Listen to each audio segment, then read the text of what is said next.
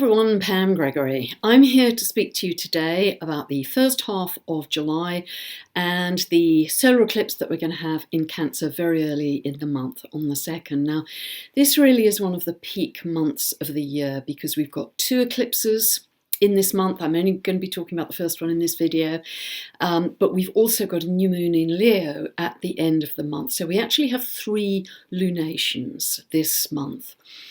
But eclipses are really quite powerful in our charts. They can act as wild cards, they can act as beginnings and endings, pivot points, crossroads, decisions being made, and very often they can really change the trajectory of your life considerably if they are aspecting, certainly by hard aspect, conjunction, square, opposition, any of your planets or angles in the chart. And we'll get to the detail of the solar eclipse in a moment. But for the next year or so, we have the transiting nodal axis in Cancer and Capricorn, and eclipses can only happen close to that transiting nodal axis.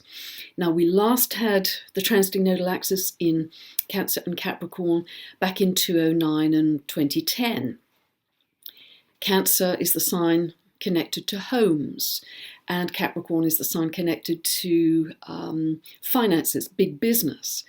And we had the subprime mortgage crisis then, connected to homes and the economy. So it doesn't have to repeat in that same way again.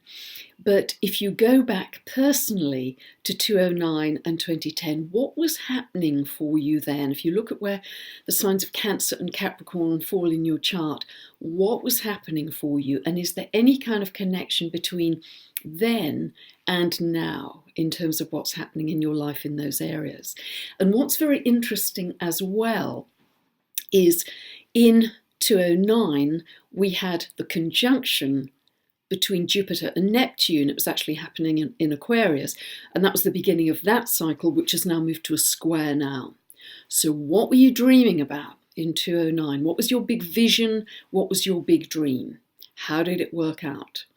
Is there any connection with that dream then in 2009 and where we are now? So astrology is very useful if we look at it in terms of repeating cycles, kind of vortexing upwards. They don't have to repeat exactly, but they often are building on a theme, and we learn from what happened last time how we can make it better this time. And just to remind you as well that if your natal nodal axis is in Cancer and Capricorn, the next year, while we still have this transiting axis, nodal axis in Cancer and Capricorn, will be particularly important for your soul's growth. When the transiting nodal axis is in the same signs as your natal nodal axis, I've really observed watching the nodes, and my last book, How to Co-Create Using the Secret Language of the Universe, was very much focused on the nodes, how powerful that time can be in terms of your soul's growth. For me, it was profound and deeply enriching. So if that's the case for you, watch for signs and signals as to where you need to go for your soul's growth. So very strong this month in Cancer and Capricorn. Now, just to remind you, Cancer, the sign, is to do not only with homes, but families. It's our emotional sense of security, our need to be nurtured and cared for. It's about pregnancy and childbirth.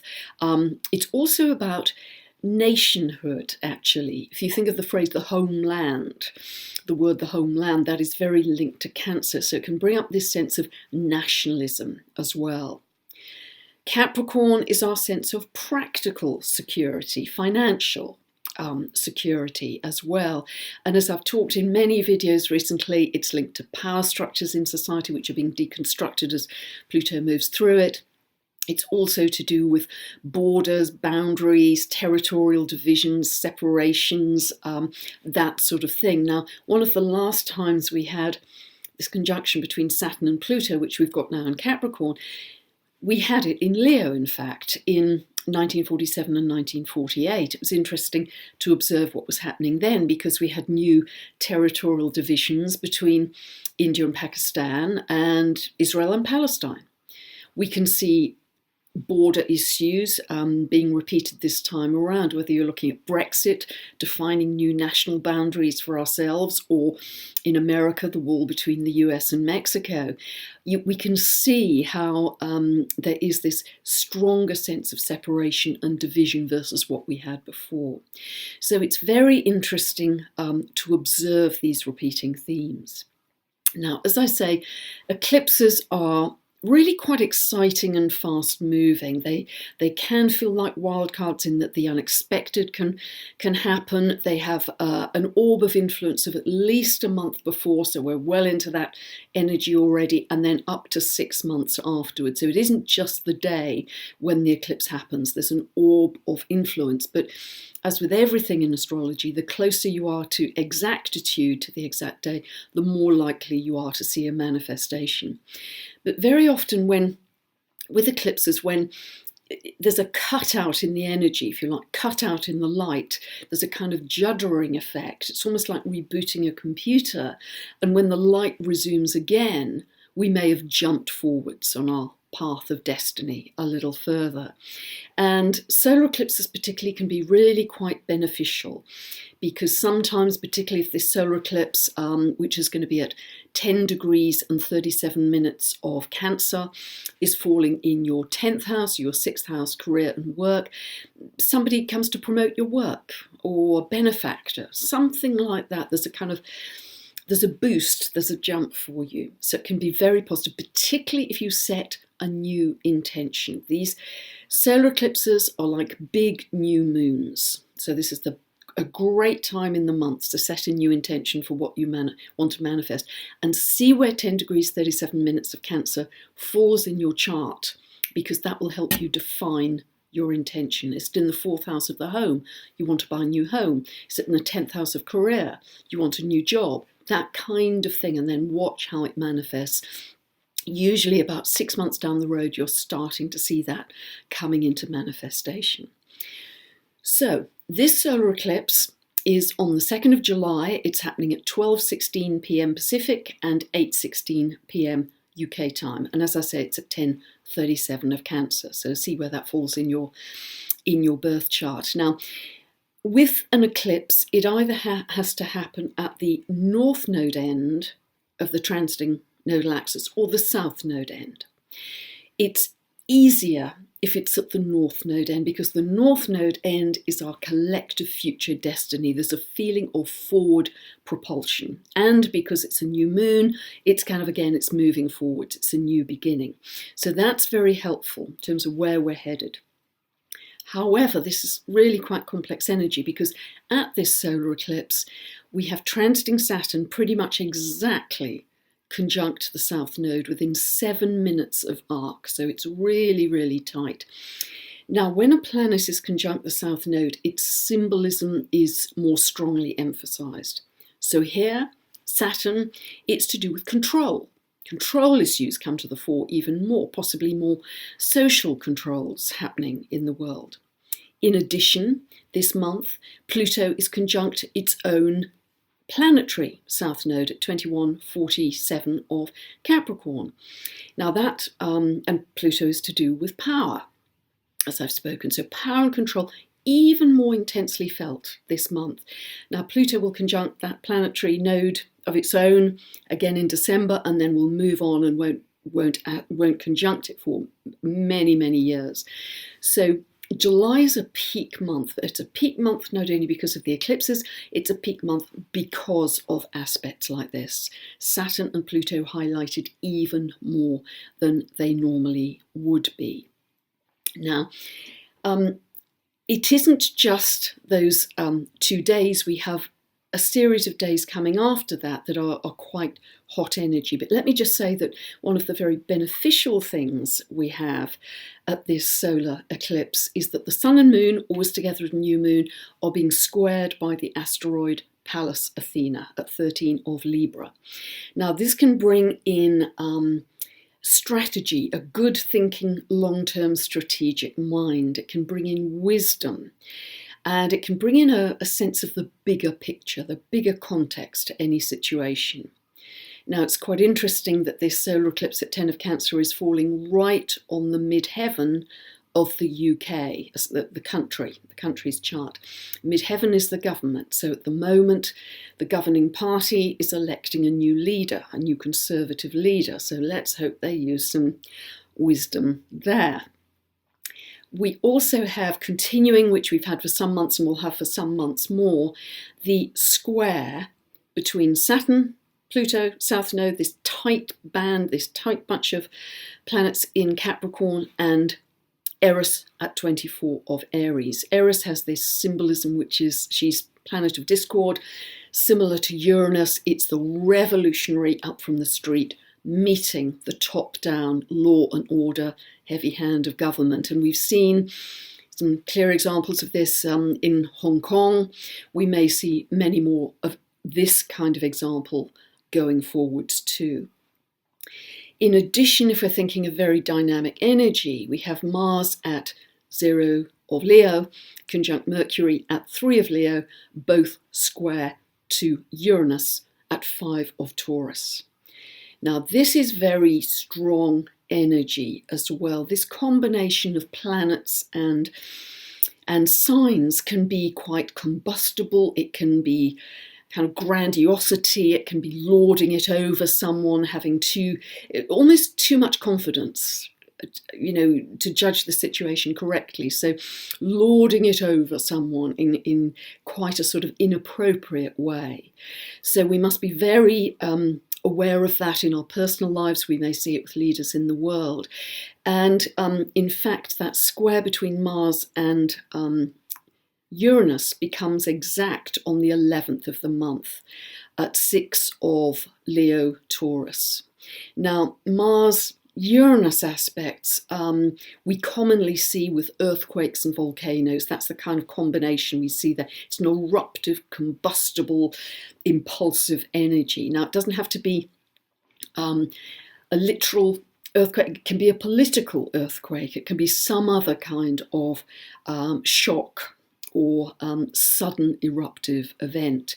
But if we look at the astrocartography for the solar eclipse, we have Uranus, that eruptive, combustible planet, running down north-south in America from Washington down to Florida. So we'll see what manifests there. If we look at the eclipse path, it is falling across the Pacific, Chile and Argentina, and very often it's where the path of the eclipse falls that also we see manifestations of the symbolism of the eclipse that I'm talking about now. So, as I say, with the solar eclipse, the orb of influence is very long, up to a month before, up to 6 months after. But we can still perceive some specific hot days, if you like, straight after the eclipse, because on the 4th of the month, the moon comes to conjunct Mars in Leo. That's hot emotion. On the 9th of the month, the moon comes to be in hard aspect to Pluto. And that same day, we actually have the sun opposing Saturn and the South Node. So that can be a strong time. 9th of the month onwards, the next few days can be a very strong time. As I've mentioned, on the 11th of the month, we've got the Mars-Uranus square exact as well. So there can be a feeling of, particularly that Saturn-South Node connection, of things being quite serious or consequential or even karmic. And personally, just let the old go as far as you're able. Let the old go and surrender to the new that's coming in. That really is the energy of what's coming in for us then. So all of this intense concentrated energy can feel like quite a kind of pressure cooker with external events. So what do we do? How do we best handle it? And as I've mentioned often in my videos, our reference point has to be internal. We have to turn inwards. We have to not be swept away by whatever is manifesting in the world, because it can at times, particularly with that Jupiter-Neptune square, which I'll come on to talk about a little more in a moment, it can feel a little chaotic, intense and chaotic. So make your reference point yourself. Have a default method within a minute of just decompressing your energy, of feeling like butter melting in the sun. Imagine you're breathing in and out of your heart, slows and deepens your breath. Gaze at a candle, whatever, listen to sacred music, whatever it is, have a very quick way of just woomph, taking all of that buzzy energy and turning it inwards. So I'd also say be authentic and have the highest standards of integrity, transparency, and wisdom that you're able to, because Pluto in Capricorn is really testing how accountable, how highly principled people and corporations have been. So that won't catch you if you have the highest standards of integrity. Be a leader, even if you don't have the title of leader, be a leader in whatever you do. Know who you are, not in an egoic sense, but in a sense of, I have a centre and I know what I can offer to the world. I know what my gifts are, if you like, to help the world in whatever way, to shine a light. Know what your values are. Capricorn is very good as well at standing for principles, standing up for what you believe in. So what are your values personally? What are your values connected to the earth at the moment? Can you fight for that and stand up for that too? So that is the kind of modus operandi of how I would move through this very intense period. Daily spiritual practice plus having this sense of high principle, integrity, authenticity, and solid sense of who you are and your value system. Now, I've mentioned Jupiter square Neptune many times in recent videos because this is going to be running till about October. This is our big bubble of optimism, joy, infinite possibility, just big horizons, big new dreams. Anything is achievable. And it is quite ungrounded because Sagittarius and Pisces, Jupiter's and Sagittarius, Neptune's and Pisces, they're both unbounded and therefore ungrounded signs to quite a large extent. So they're fabulous for our spiritual inspiration and our creativity, but they're not the best at really being clear and very precise on facts and reality, what is really, really, really happening. So we have to be careful through, I think, the whole of July, but certainly around this first half with the impulsive energies, the Mars-Uranus that I've talked about, of judging a situation too quickly, too impulsively, and acting or speaking aggressively when actually those aren't the facts. That isn't what's happening. So just be very aware of that. But we can use this Jupiter-Neptune energy very well to feel very idealistic, to want to move to a more perfect reality.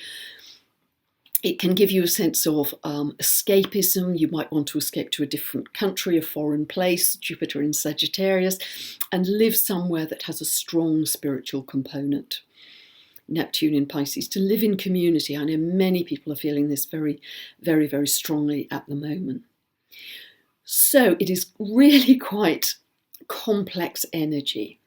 We have the pivot point, the intensity of the solar eclipse that can jump us forwards, and it's a North Node eclipse, which is very helpful. We have the hot, volatile, combustible energy of that square to Eris I've talked about, and also the Mars-Uranus square in particular. And we have the dreamy, ungrounded, unbounded energy of the Jupiter-Neptune square. But we also have something else just to complicate the picture.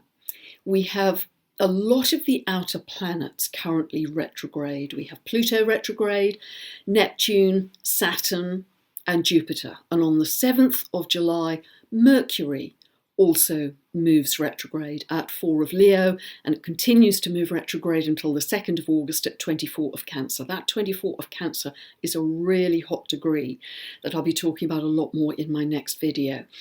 So a lot of retrograde planets. Now this is very good for going back over, see where Mercury is moving from 4 of Leo backwards in your chart to 24 of Cancer. What do you need to go back over? Is it something financial? Is it something legal? Is it something to do with the home? What is it? Because it's very good at picking up details that you may have missed first time around, or thinking more deeply about things. But particularly with Saturn conjunct that South Node, which it's really going to do until mid-October. See where Saturn in about 2021 of Capricorn is falling in your chart, because this can give a feeling of things dragging. Important things are taking a long time. They're being delayed, or there are obstacles, or, this could be something quite important legally, for instance, that's important for the world, and it's kind of just dragging its feet. But I think we'll gain much more momentum. Saturn goes direct in September. It starts to separate from that South Node in mid-October, and Pluto also goes direct in early October. So I think situations that feel very under retrograde influence, if you like, until then, will then start to move forwards with more momentum, which doesn't mean to say that nothing is going to be happening before mid-October. I think an enormous amount is going to be happening with these eclipses, and if anything, I think the lunar eclipse happening in the second half of July is even stronger. So a huge amount happening here. I'm sure we can all feel it. We can all feel like we're in a pressure cooker at times.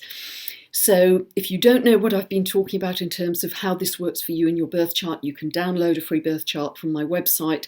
You can get the tutorial videos from this link above, and you can use that for every single update I ever do to find out what this particular update means for you in your birth chart. And it really starts to be a very exciting journey, understanding how meaning is unfolding for you. And even if you've just got the basics of astrology, it's like learning to ski. You can still have a great time at the beginning. You can still get a great deal out of it. So if you'd like more information about my books, my tutorial videos, just check out my website, pamgregory.com.